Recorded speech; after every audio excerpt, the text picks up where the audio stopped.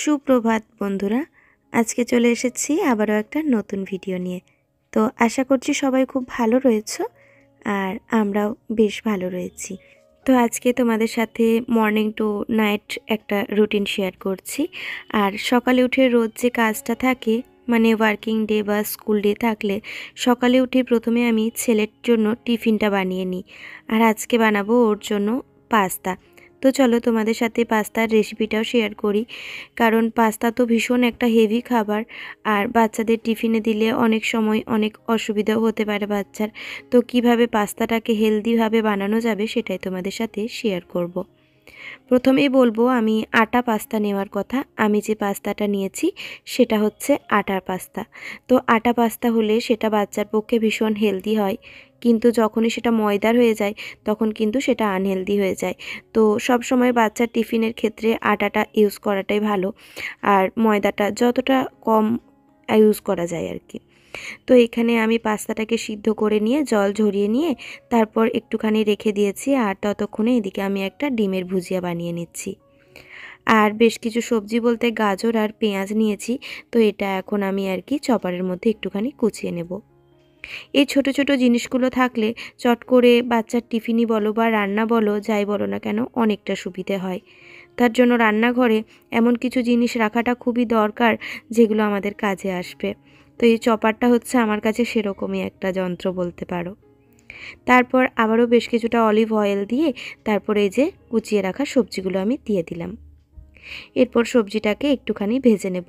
এখানে কিন্তু ক্যাপসিকামটা চাইলে অবশ্যই অ্যাড করতে পারো, কারণ আমি দিইনি। প্রথমে ক্যাপসিকামটা দিলে আসলে একটুখানি কেমন হয়ে যায় আর ফ্লেভারটা ঠিক ভালো লাগে না, তো তাই দিইনি।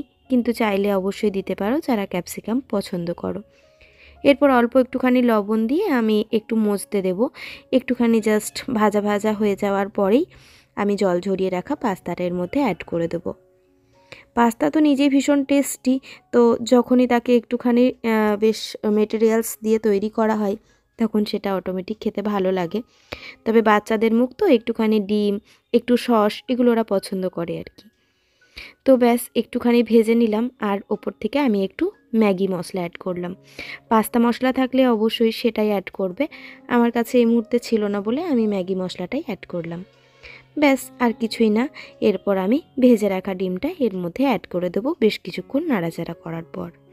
তো ডিমটা দিয়ে আরও একটুখানি ভাজা ভাজা করে ওপর থেকে টমেটো কেচাপ দিয়ে দিলাম। আর যে বাচ্চারা ঝাল খায় তারা তো অবশ্যই চিলি সস, আবার এখানে সয়া সসটা অ্যাড করলেও কিন্তু বেশ ভালো লাগবে। তো চলো, রেডি হয়ে গেল টিফিন। আর সকালে এটা একটা বড় কাজ থাকে, তো এটা হয়ে যাওয়া মানে আমার মনে হয় যে অনেকটা আমি হালকা হয়ে গেলাম। কারণ একটা টাইমের ব্যাপার থাকে, 9:30টার মধ্যে সমস্ত রান্না বান্না, তারপর আবার টিফিন, তো সব কিছুরই একটা ব্যাপার। আর তার সাথে সকালে ছেলেকে পড়ানো, তো এই সবে মিলে একটা প্রেশারে থাকি। যখনই আর কি টিফিনটা তৈরি হয়ে যায় মনে হয় অনেকটা হালকা হয়ে গেলাম আর কি। এখানে দুটো টিফিন বক্স নিয়েছি। আমার ছেলের স্কুলে আর কি দুটো টিফিন হয়, একটা শর্ট টিফিন আর একটা লং টিফিন। তো এই লং টিফিনের জন্য এটা দিয়েছি। আর শর্ট টিফিনে সবসময় চেষ্টা করি একটুখানি ফ্রুট দেওয়ার, কারণ বাড়িতে যেহেতু ভাত খেয়ে যায়, তো তার জন্য একটুখানি হালকা কিছু বলতে ফ্রুটটা সারাদিনের মাথাতে শরীরে যাওয়াটা খুবই দরকার। আর তার জন্য সবসময় চেষ্টা করি যে এই টাইমটাই ওর জন্য ফল রাখার, তাহলে সারাদিনের মাথায় অন্তত একবার হলেও ফলটা ওর শরীরে যায়। আর কি বলো তো, বাচ্চারা ফল এরকম খেতে চায় না, কিন্তু স্কুলে যখনই ফলটা দেওয়া হবে 5টা বাচ্চার সাথে থাকলে না সুন্দর ফলটা খেয়েও নেয় দেখেছি। তো মায়েরা সবসময় চায় যে আমার বাচ্চা কি করে একটুখানি হেলদি খাবার খাবে, কি করে একটুখানি ওর হেলথটা ভালো থাকবে। তো তার জন্যই আর কি এইভাবে যদি তোমরা কিন্তু টিফিনে একটুখানি ফ্রুট দিতেই পারো। আর ফ্রুটটা খাওয়ার পরে জল তেষ্টা পাবে, তার জন্য একটু কেক দিলাম। তবে কেকটা পুরোটা খাবে না, কারণ সৃজন মিষ্টি জিনিস খেতে একদমই পছন্দ করে না। খেজুরটাই দিয়ে থাকি, আজকে যেহেতু খেজুরটা শেষ হয়ে গেছে তার জন্যই আমাকে একটু কেকই দিতে হলো। এরপর এদিকে বইটা গুছিয়ে নেব, কারণ আগের দিনে রাত্রে বইটা গুছিয়ে রাখতে ভুলে গেছিলাম। আর মেনলি এই কাজটা ওর বাবাই করে থাকে। রাত্রের দিকে যখন ওর বইপত্রগুলো সব গোটায় তখন আর কি একেবারে স্কুলের রুটিনে বইটা সেট করে রাখে। তো কালকে রাত্রিরে সেটা হয়নি। আসলে আমার তো বেশ কয়েকদিন থেকে শরীরটা ভীষণ খারাপ, যদিও এখন একটু ভালো আছি তোমাদের ভালোবাসায়। আর তাই তোমাদের সাথে সুন্দর সুন্দর ভিডিও আবারও শেয়ার করতে পারবো। বেশ কিছুদিন ছুটি নিয়ে নিয়েছি তোমাদের কাছের থেকে। আশা করছি তোমরা আমাকে সাপোর্ট করবে, আমার পাশে থাকবে, আর আমিও তোমাদেরকে কিছু ভিডিও উপহার দিতে পারবো, এই আর কি। তো এই যে ছেলের বই গুছিয়ে দিয়েছি আর এই বইপত্রগুলো বের করে নিলাম। আসলে বইয়ের তো আর অভাব নেই প্রচুর, কিন্তু পড়ারই অভাব। আসলে ওর একটা সমস্যা হয়েছে, এই টিফিন বক্সটা নাকি প্রচণ্ড টাইট। তো ও বলছে যে আমি খুলতে পারি না, আমাকে আঙ্কেলের কাছে নিয়ে যেতে হয় আর আঙ্কেলকে দিয়ে খোলা করাতে হয়, মানে যে গার্ড থাকে আর কি। তো তাই বললাম, দেখ তুই খুলে দেখ, এতটাও টাইট না, আজকের মতো নিয়ে যা, তোকে নেক্সট ডে থেকে নিয়ে যেতে হবে না। কিন্তু আমি এখন ভিডিওটা এডিট করছি আর দেখছি যে সত্যি তো আমি টিফিন বক্সটা না চেঞ্জ করতেই ভুলে গেছি। যাই হোক, রিসেন্টলি ওর টিফিন বক্সটা একটু চেঞ্জ করে দিতে হবে। ও নিজে পছন্দ করে নিয়েছে, কিন্তু অনেক সময় হয়ে যায় না টাইট, আর সেটা বাচ্চার পক্ষে খোলাটা ভীষণ টাফ। তার উপরে ওর বাবা একটা খুব ভালো কথা বলল যে ওইভাবে টিফিনটা খুলে আনতে আনতে যদি হাতের থেকে পড়ে যায় কোনো দিন, তাহলে কিন্তু টিফিনটা খেতে পারবে না। তো এটা সত্যি। যাই হোক, রিসেন্টলি ওটা কিন্তু আমাকে চেঞ্জ করতে হবে। তো খাওয়া দাওয়া করে বেরিয়ে পড়লো। ওর বাবাও একেবারে অফিস যাবে আর সাথে ওকেও আর কি স্কুলে ড্রপ করে দেবে। তো তাই দুই দিকে দুইটা ব্যাগ নিয়ে একদম বেরিয়ে পড়েছে। তবে আজ একটু লেট হয়ে গেছে, মানে যেহেতু বাবার সাথে যাবে তো সেই তাড়াটা আজকে আর থাকেনি, তাই 10টা বেজে গেছে বাড়িতেই। আর 10টা 10-এ প্রেয়ার হয়। গাড়িতে গেলে কি হয়, 9:30টার মধ্যে চলে যায়, 10টার মধ্যে স্কুলে পৌঁছে যায়।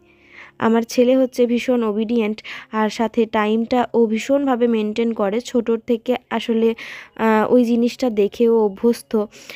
তো যেইভাবে বাচ্চাকে ছোটোর থেকে মেন্টালি প্রিপেয়ার করা হবে, সেইভাবে কিন্তু ওরা বড় হয়ে উঠবে। তো মেন্টালি প্রিপেয়ারটা সবসময় সঠিকভাবে নিয়ে যেতে হবে ওদেরকে, তাহলে বড় হয়ে ওদের আর কিন্তু কোনো অসুবিধার সম্মুখীন হতে হবে না।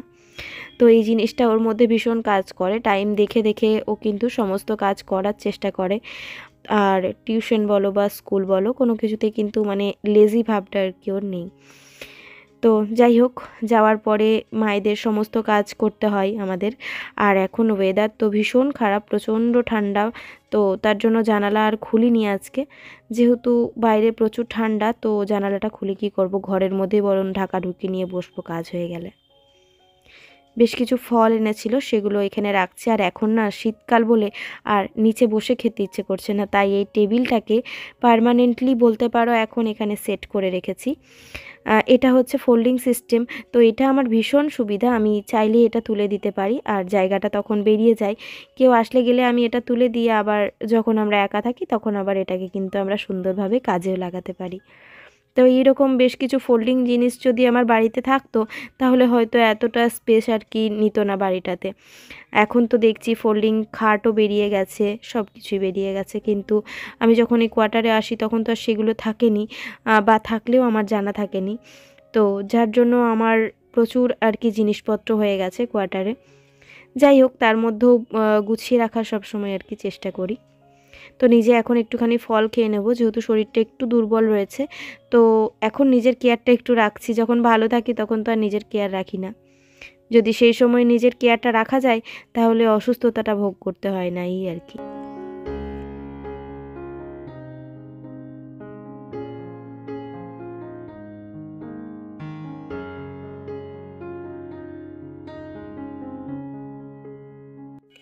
এই শীতের মধ্যে না জলে হাত দেওয়াটা একটা বিশাল ব্যাপার, মানে জলে হাত দিতে গেলেই মনে হচ্ছে কারেন্টে শক খেয়ে যাচ্ছি। তো তার মধ্যে সবজি এনেছে বেশ কিছু, সেগুলো এখন ধুয়ে নেব, কারণ কাজ ফেলে রাখলেই কাজ পড়ে থাকবে। তো তার জন্য যতটুকুনি কাজ করতে পারছি, এখন শরীর অসুস্থ তো বেশিরভাগ কাজটাই আর কি ফেলে রাখা হচ্ছে। যাই হোক, আমি করব আবার পরে, যখন সুস্থ হয়ে যাব। আস্তে ধীরে তো সুস্থ হয়েই যাচ্ছি। আর কি সমস্যা হয়েছিল সেটা যদি জানতে চাও তো তোমাদের সাথে পরে একদিন না হয় শেয়ার করব। আসলে চট করে না অসুবিধার কথাটা আমি শেয়ার করতে পছন্দ করি না, কারণ দেখো আমার ভিডিওটা সবাই একটু মেন্টালি ভাবে স্ট্রং হওয়ার জন্য বা একটু এন্টারটেনের জন্য দেখবে। সেখানে আমি আমার সমস্ত অসুবিধাকে যদি তুলে ধরি তোমাদের সামনে, তো তখন নিশ্চয়ই তোমাদের ভালো লাগবে না, তাই না? তো যাই হোক, এদিকে সবজি বলতে ক্যাপসিকাম, শিম, এত শিম আনছে, শিম দিয়ে যে কি রান্না করব সেই ভাবছি। শিমের একটা বেশ কিছু ইউনিক রেসিপি আমাকে বানাতে হবে, কারণ শিম ভাজা বা তরকারিতে কতটুকুই বা শিম দেবে। তো এখন 5 টাকাতে ওইটাই আর কি সব থেকে সস্তা জিনিস। ধনেপাতার থেকেও আমার মনে হয় শিমটাই বেশি সস্তা। তো দেখি একটা কিছু ইউনিক রেসিপি যদি বানাই তোমাদের সাথে, তো অবশ্যই সেটা শেয়ার করব। লেবুগুলো এখন সত্যি কথা বলতে না শীতকালে একদম খাওয়া যাচ্ছে না, তবে খাওয়াটা ভীষণ ভালো, কারণ লেবুটা ঠান্ডাটা কম লাগাবে। যেহেতু ওয়েদারটা ভীষণ খারাপ, তো তার জন্য একটুখানি গরম জলে লেবু টেবু দিয়ে এইভাবেই আর কি করে খেতে হচ্ছে, নয়তো লেবুটা চট করে ভাতের সাথে বা কিছু ভালো লাগছে না শীতকালে।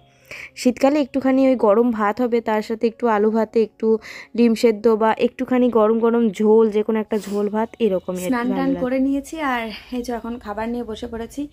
এখন হচ্ছে গোলা রুটি খাবো। গোলা রুটি বানিয়ে নিলাম চট জলদি করে, আর কি করব। আর এরপরে একটু পরে ছেলের জন্য তো খাবার করব, এসে পরে খাবার খাবে, তো তখন একটা কিছু যা হোক তরকারি ফরকারি করি তো করবো।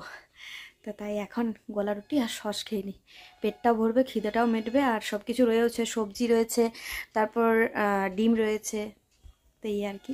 চলো খাবারটা খেয়ে নিই, তারপর তোমাদের সাথে আবারও কথা হচ্ছে। আসলে শরীরটা খারাপ বলে একটানা বেশিক্ষণ ধরে কথা বললে একটু প্রবলেম হচ্ছে, তাই কথা বেশিক্ষণ বলতে পারছি না। একদম ক্যামেরার মধ্যে দেখা যাচ্ছে আমার চোখগুলো পুরো ঢুকে গেছে একদম ভেতরের দিকে। ঘুম যে হচ্ছে না সেরকম ব্যাপারটা না, ঘুমাচ্ছি, ঠিকঠাকই ঘুমাচ্ছি, বেশ অনেকক্ষণে ঘুমাচ্ছি, যতক্ষণ ঘুমাচ্ছি একদম সলিড, কিন্তু ঘুম যেন আর মিটছে না, এই আর কি। তো চলো ভিডিওটা দেখতে থাকো। Good evening friends. সৃজন বাবু এখন বইপত্র নিয়ে বসেছে, অনেক অনেক বইপত্র মেলে দেখিয়ে দাও। প্রচুর বইপত্র নিয়ে বসে পড়েছে, কিন্তু পড়ার বেলায় এখনো পর্যন্ত কিছু শুরু হয়নি। আর আমি এখন বানাবো হচ্ছে চা, বাজে সন্ধ্যে 7টা, তো একটু চা খেতে হবে। প্রচণ্ড ঠান্ডা, মানে লেপ ছেড়ে বেরোনো যাচ্ছে না আর কি। যাই হোক, আজকে রান্নার ঝামেলাটা নেই, রান্নাটা কোনো ক্রমে চুকেছে বলতে পারো। তো রান্নার ঝামেলা নেই মানে একটা বড় কাজ আর কি নেই, তো একটু গোছা বাগা রয়েছে যেগুলো করবো কমপ্লিট। ওই যে রান্না চলে এসেছে, চিকেন ও সাইড থেকে আসার সময় নিয়ে এসেছে, তো তার জন্যই। তো চলো এখন কি করব জানো তো, এই যে এখানে রয়েছে পাটি সাপটা, মা দিয়েছিল পাটি সাপটা, তো এগুলো এখন গরম করব আমি একে একে। আর এর সাথে বানাবো একটুখানি চা। আমি একটু মুড়ি খেয়ে নিয়েছি, আমার প্রচুর খিদে পেয়ে গেছিলো, তার জন্য আলুর তরকারি দিয়ে মুড়ি খেয়ে নিয়েছি। এখন তার ডায়েট ফাইটের কোনো সিন নেই, তো চলো একে একে গরম করে নিই।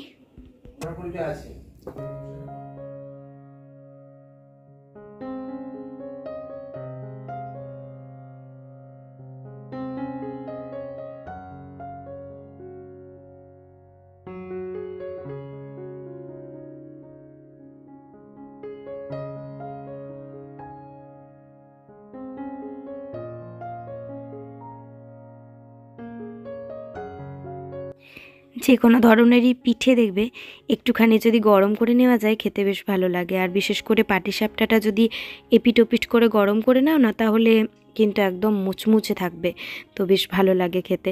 মা দিয়েছে, হয়ে গেল একদিন মতো আর কি, তার জন্য ভাবলাম যে এটা একটুখানি গরম করে নিই। আর গরম করলে বেশ ভেতরের পুরগুলোও অনেকটা গলে গলে যায়, সুন্দর লাগে খেতে। ওইদিকে ছেলে কিন্তু ভাবছে ঘিয়ের গন্ধ তুমি কি বানাচ্ছ, কিন্তু ও বুঝতে পারছে না যে এটাই আর কি। আমি ওকে বলিও নি, বললাম তুই পড়াটা কমপ্লিট কর, আমি একটা সুন্দর খাবার নিয়ে আসছি।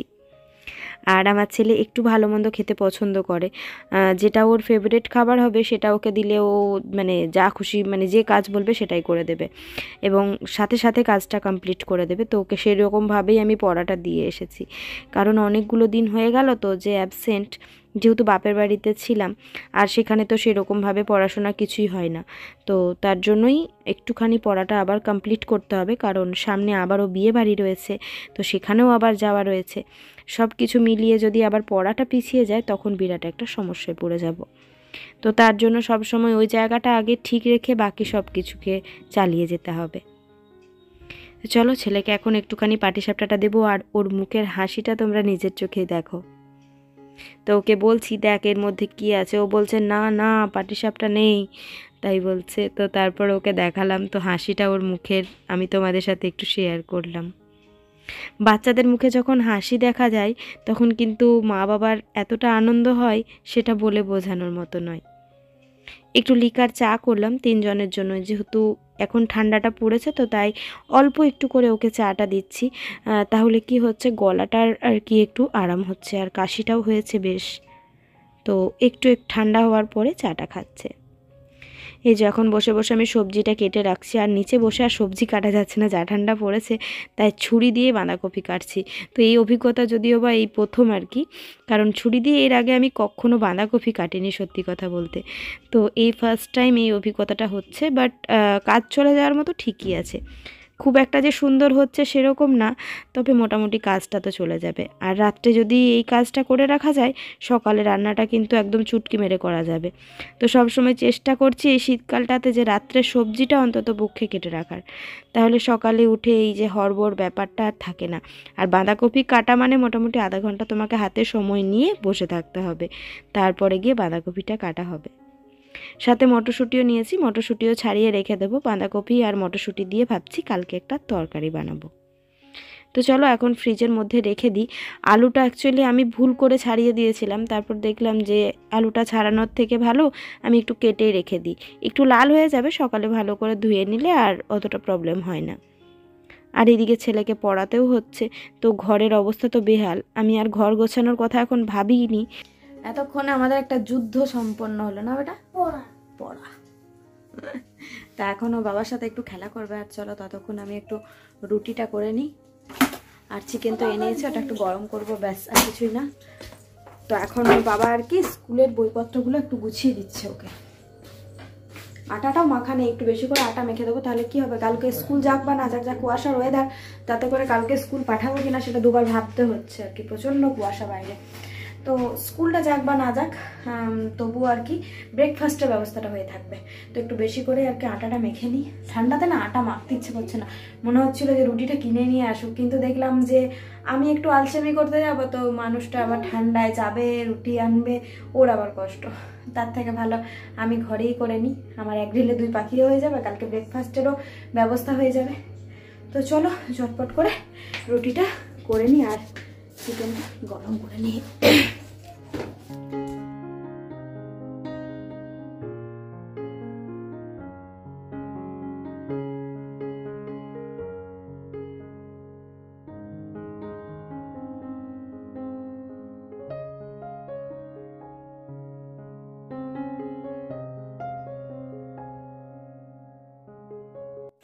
বাইরের থেকে চিকেন কিনে আনলে চিকেনের থেকে বেশি বোধহয় তেলটাই থাকে, তাই না? এই যে দেখো তেল পুরো একদম ছেড়ে দিয়েছে, আর এই তেলটা খাওয়া মানে একদম শরীরে বিষটা পুরো চলে যাবে আর কি। তো ওই তেলটাকে বাদ দিয়ে মানে গ্রেভিটা যতটা সম্ভব বাইরের না খাওয়াই ভালো। আসলে এতটা ঠান্ডাও পড়েছে, সাথে ছেলের পড়ারও চাপ রয়েছে, আবার এদিকে শরীরটাও অসুস্থ, তো সব কিছু মিলিয়ে ও ভাবনা চিন্তা করেই আর কি নিয়ে এসেছে চিকেন। যাই হোক আজকের মতো খেয়ে নিই, আর খাবো না এটাই ভাবছি, কারণ এতটা টেস্টি ছিল, বাট ওটা খাওয়া মানে একদম শরীরটা অসুস্থ হয়ে যাবে। তো চলো বন্ধুরা, আজকের মতো ভিডিওটা এখানেই শেষ করছি। তোমাদের সাথে দেখা হবে কালকে নতুন একটা ভিডিওর সাথে। ততক্ষণে সবাই খুব ভালো থাকবে, সুস্থ থাকবে, সাবধানে থাকবে, আর অলওয়েজ বি স্মাইল। তাতে যত সমস্যায় আসুক না কেন, হাসির দ্বারা কিন্তু জীবনের সমস্ত সমস্যায় দূরে চলে যাবে। তো স্মাইলটাকে দূরে সরালে একদমই কিন্তু চলবে না। তো চলো বন্ধুরা, আজকের মতো এখানে বিদায় নিলাম। Tata, bye bye, good night. রাত্রের সমস্ত কাজ টাজ কমপ্লিট হয়ে গেছে, এরপরে আর কি শোয়ার পালা, 11:15 বাজে। তো একটু ক্রিম মাখবো, তারপরে শুয়ে পড়বো। তো চলো আজকের ভিডিওটা এখানে শেষ করছি। তোমাদের সাথে দেখা হবে কালকে নতুন একটা ভিডিওর সাথে। ততক্ষণে সবাই খুব ভালো থেকো, সুস্থ থেকো, সাবধানে থেকো।